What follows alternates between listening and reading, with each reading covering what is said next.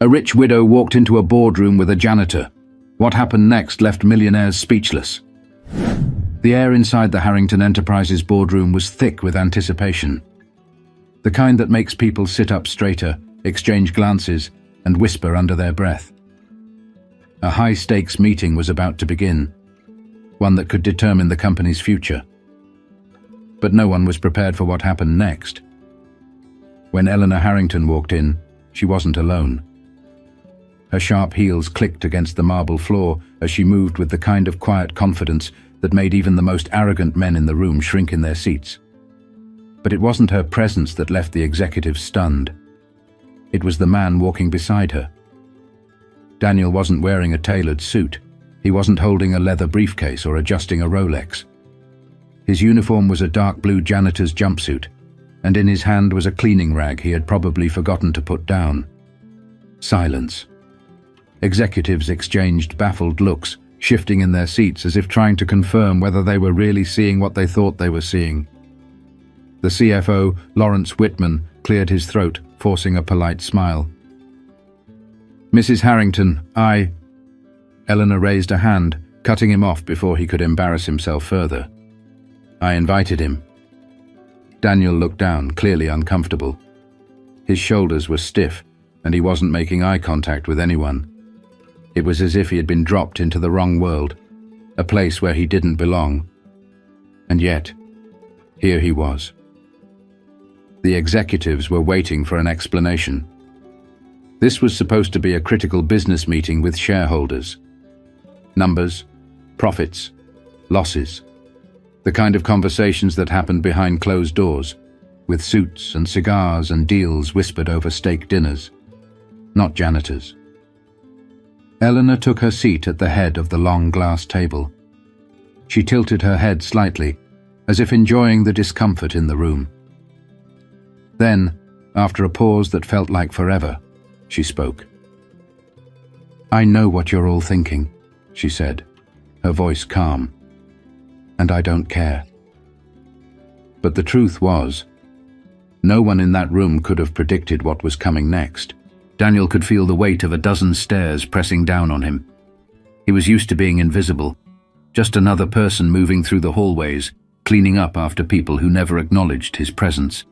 But today, every eye in that boardroom was locked onto him like he was an alien who had just crash-landed in the middle of their world. He shifted uncomfortably, gripping the rag in his hands. He wanted to disappear, but Eleanor wasn't about to let that happen. She leaned forward, lacing her fingers together on the table. "I'm sure some of you are wondering why I asked Daniel to be here today," she said, glancing around at the executives. "Well, let me tell you a story. A few weeks ago, Eleanor had been walking past the staff break room on the 6th floor, a floor she almost never visited. She had been on her way to a meeting when she overheard something unusual. It wasn't small talk. It wasn't someone complaining about work. It was a discussion about investment strategies. She stopped. At first she thought maybe one of her financial advisors had wandered into the wrong room, but the voice was unfamiliar. It was steady, thoughtful, and filled with the kind of knowledge that came from experience, not theory. Curious, she took a step closer. "No, you don't want to touch that stock right now," the voice was saying. "It's got a short-term gain, but look at the market trends. The real money's in the undervalued assets. Look at what happened with the 2008 crash. People thought they could ride the wave, but the smart ones knew where to invest after the dust settled." Eleanor raised an eyebrow. She peered through the doorway and saw Daniel sitting at the lunch table with another janitor, explaining complex financial concepts in a way that made them sound simple. She stayed and listened. For 15 minutes, she stood there, fascinated. He talked about market cycles, about how certain businesses were primed for growth, about risks that most people overlooked. He didn't use the kind of language you'd hear from Wall Street guys trying to impress clients. His explanations were practical, real, like someone who actually understood money, not just numbers on a spreadsheet. It didn't make sense. Why was a janitor talking like a hedge fund manager? Eleanor interrupted their conversation, walking straight into the break room. Daniel went quiet immediately, his face turning pale. He looked like a kid who had just been caught sneaking into a movie theater. "I need to ask you something," she said, her voice even. "Where did you learn all that?" Daniel hesitated. His fingers tapped against the table, nervous. Then, after a long pause, he sighed. "My dad owned a small business," he finally said. "He taught me everything he knew about finance. When he passed, I had to drop out of college. Couldn't afford it." Eleanor studied him for a moment. That was the moment she made a decision. "I want you to come with me to a meeting next week," she said. "Just sit in, listen, and if I ask you something, answer honestly." Daniel froze. "A meeting?" "With my executives," she clarified. His eyes widened. I don't think You don't have to think," she cut in. "Just show up." He wanted to say no. He wasn't supposed to be in places like that. He wasn't someone who sat at tables like those. But something in Eleanor's expression told him that she wasn't asking. And that was how he ended up here, in a room full of people waiting for him to fail. But what happened next? No one, not even Eleanor, was ready for it. The silence in the boardroom was thick enough to cut with a knife. No one spoke. No one moved. The only sound was the faint ticking of the antique clock mounted on the far wall. Daniel could feel his heartbeat pounding in his ears. Every instinct in his body told him to get up and leave. This wasn't his world. This was a place for people with expensive watches and Ivy League degrees, not a janitor who spent his nights scrubbing floors. One of the executives, Martin Caldwell, leaned back in his chair, adjusting his tie. His expression was polite, but the condescension behind it was impossible to miss. "Mrs. Harrington," he said, forcing a chuckle, "I'm sure we all appreciate the gesture, but I assume there's a point to this." Eleanor smiled slightly. Not the warm kind, the kind that let you know you were playing checkers while she was playing chess. "There is," she said. "Daniel is here because I want him to weigh in on today's discussion." A ripple of disbelief passed through the room. Lawrence Whitman, the CFO, shifted uncomfortably. "With all due respect," he said carefully, "today's agenda involves critical financial decisions. I don't see how he would have any relevant insight." Eleanor's smile didn't waver. "That's funny," she said, "because last week when I overheard Daniel explaining long-term investment strategies, he made more sense than half of you do in these meetings." A few people exchanged awkward glances. Lawrence's face twitched. "I'm serious," Eleanor continued. "Daniel has a unique perspective, one I think could be valuable. And considering the state of our company's underperforming assets, I'd say we need all the fresh ideas we can get." Martin exhaled sharply through his nose. "All right," he said, turning to Daniel. "Then by all means, impress us." The room went dead silent again. Daniel felt every pair of eyes on him, waiting, expecting him to stumble. His throat was dry. His palms were sweating. What was he supposed to say? For a brief second, he thought about getting up and walking out. But then he remembered why he was here. He thought about his father, about the long nights they spent at the dining table, running numbers, reading market reports, breaking down case studies from business journals his dad got from a second-hand bookstore. He thought about how much he had lost when his father passed away. How all of his knowledge, everything he had learned, had sat unused for years while he mopped floors and emptied trash bins. And suddenly, something clicked. Daniel took a deep breath, then looked directly at Martin. "You're worried about the underperforming assets?" he asked. Martin raised an eyebrow. "Obviously." Daniel nodded, not out of nervousness, but because he already knew the answer to the question no one in this room had been able to solve. "I read the reports," Daniel said, his voice gaining strength. "The problem isn't the assets. It's how you're evaluating them." Another murmur swept through the room. Martin scoffed. "Oh, And how do you suggest we evaluate them? Daniel leaned forward slightly. He wasn't nervous anymore. The same way a smart investor looks at a company during a recession, he said. Not by its current value, but by its potential value. The murmuring stopped. Eleanor smiled. This was exactly what she had been waiting for. But the real shock? That came when Daniel started breaking down numbers that even the top executives had overlooked. The room had changed. A few minutes ago, Daniel had been a janitor, an outsider, a man who didn't belong. But now he had their attention, real attention, the kind that only comes when people realize they might have underestimated someone. Badly. Martin leaned back in his chair, arms crossed. His smirk was gone. All right, he said slowly. Let's say we're evaluating potential value instead of current value. What exactly are we missing? Daniel exhaled. He had spent years watching executives make decisions from a distance, but this was different. Now, he was in the ring. He looked directly at Lawrence, the CFO. The logistics division, Daniel said. That's the problem, right? Lawrence blinked, clearly caught off guard. How did you, Sam? I read the reports, Daniel interrupted. You're bleeding money because you're outsourcing distribution instead of optimizing internally. A silence settled over the table. Daniel didn't stop. The cost margins on your outsourcing contracts have increased by 12% in the last 2 quarters, but your internal fleet is running at less than 50% capacity. That means you're paying premium rates for services you already have the infrastructure to handle yourself. Lawrence shifted in his seat. We ran models that suggested... Daniel didn't flinch.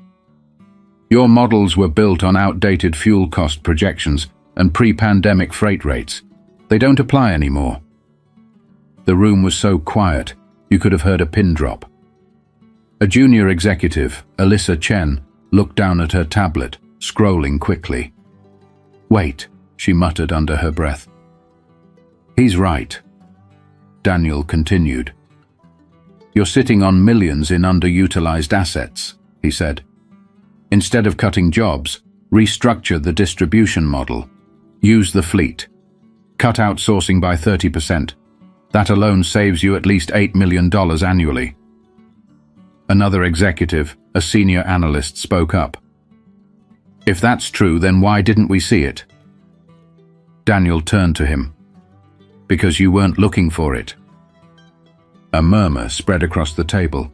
Someone started whispering to the person next to them.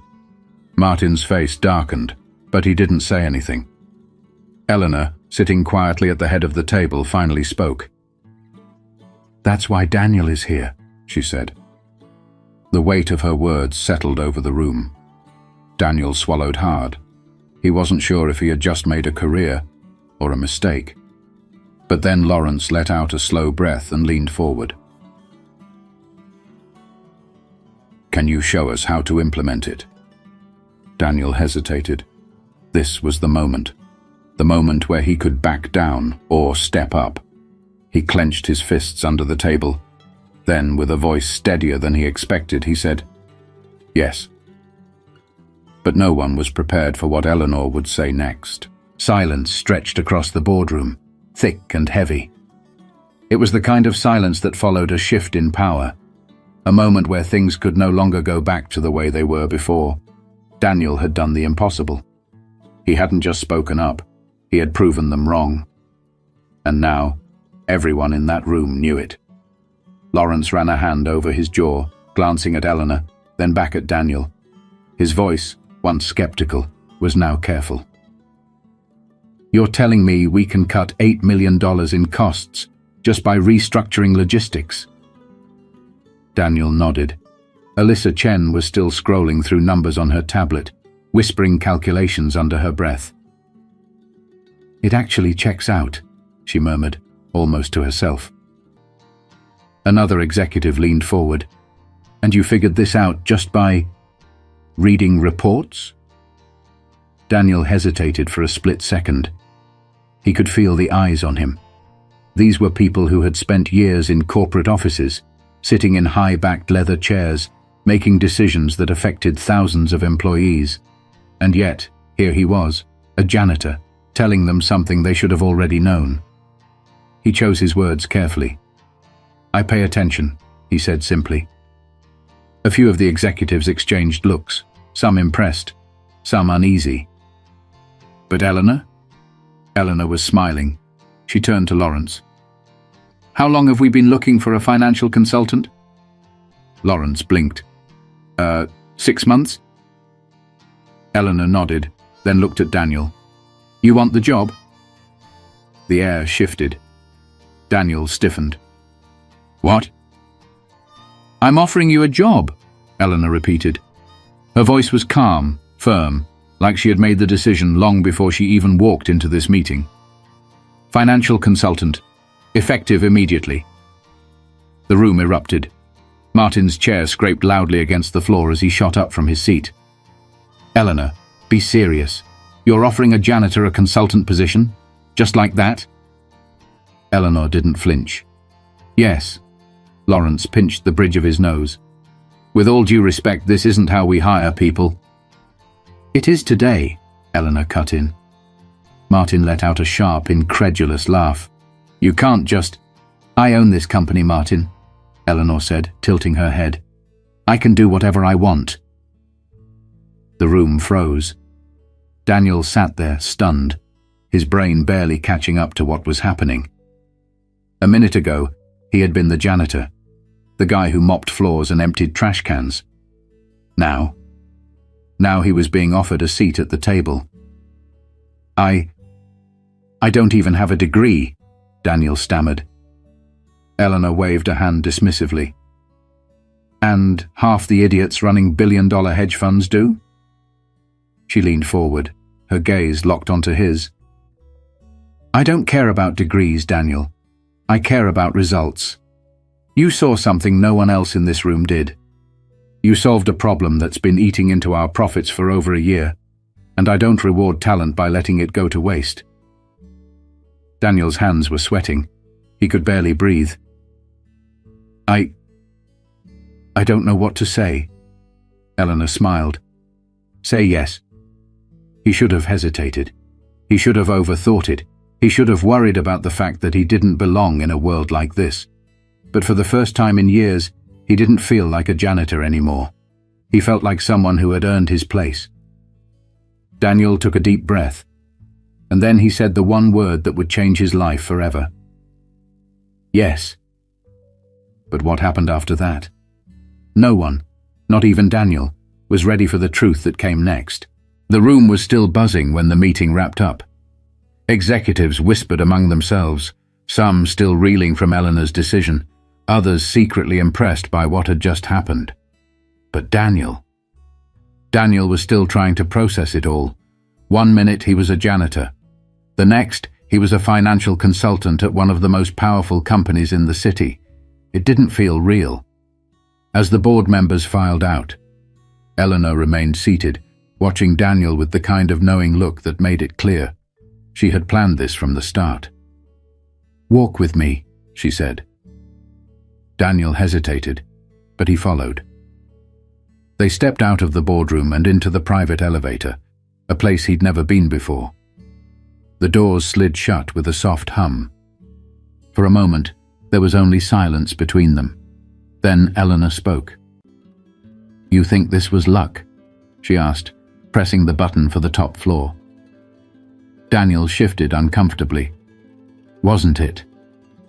She let out a quiet laugh, shaking her head. "No, Daniel, it wasn't." The elevator climbed higher. Daniel frowned. "I don't understand." Eleanor turned to him, her sharp gaze locking onto his. "I did my research," she said. "Before I ever walked into that break room, before I invited you to this meeting, I already knew everything about you." His stomach tightened. "What?" "I know your father owned a small business. I know you had to drop out of college when he passed away. I know you've been working jobs beneath your abilities because life didn't give you the luxury of options. Daniel swallowed hard. His fingers clenched at his sides. She continued.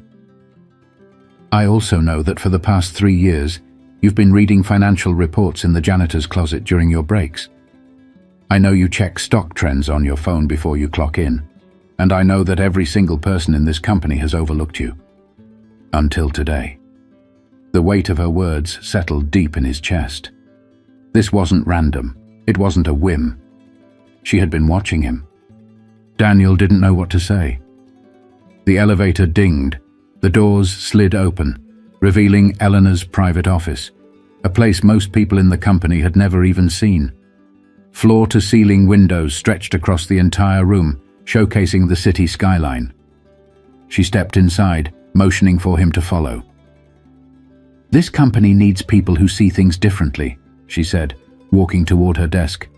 People who don't just sit in meetings, nodding along to bad decisions because they're afraid to question them. She turned to face him. That's why I hired you. Daniel exhaled slowly, his mind racing. I don't know if I can do this, he admitted. Eleanor tilted her head slightly. Why not? He let out a dry laugh. Because I've spent my entire life being told I wasn't someone who gets jobs like this. Her eyes narrowed. Then let me be the first to tell you, you were lied to.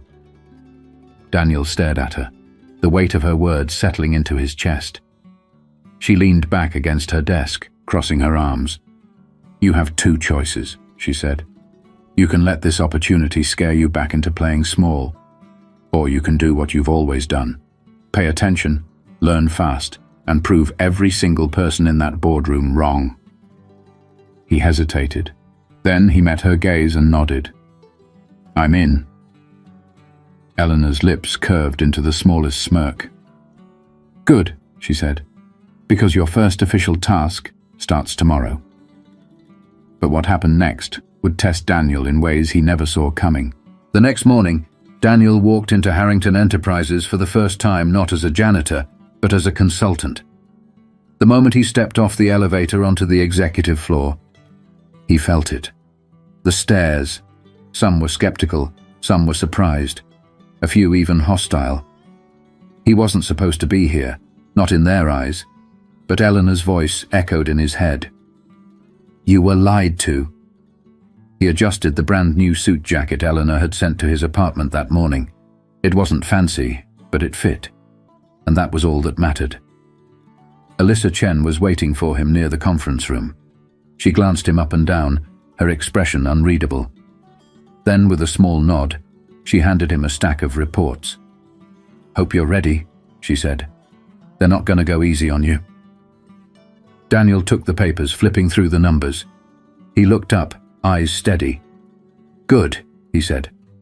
I wouldn't want them to. Alyssa's lips twitched, almost a smirk, before she pushed open the door. Inside, a group of high-level executives were already seated. Martin Caldwell was among them. He barely spared Daniel a glance. Lawrence, the CFO, adjusted his glasses. All right, he said, straight to the point.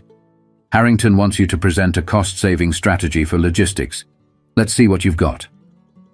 Daniel took a seat. He unfolded his notes, spreading them across the table. His heartbeat was steady this time. No more doubt. No more second-guessing. Because he knew his numbers. He knew the flaws in their system. And for the first time in his life, he knew that he belonged here. He looked around the room. Then, with the confidence of someone who had been overlooked for far too long, he began to speak. Life doesn't always give you the opportunities you deserve. Sometimes, the world tells you who you're supposed to be, and if you believe it, you stay stuck. But talent doesn't have a uniform.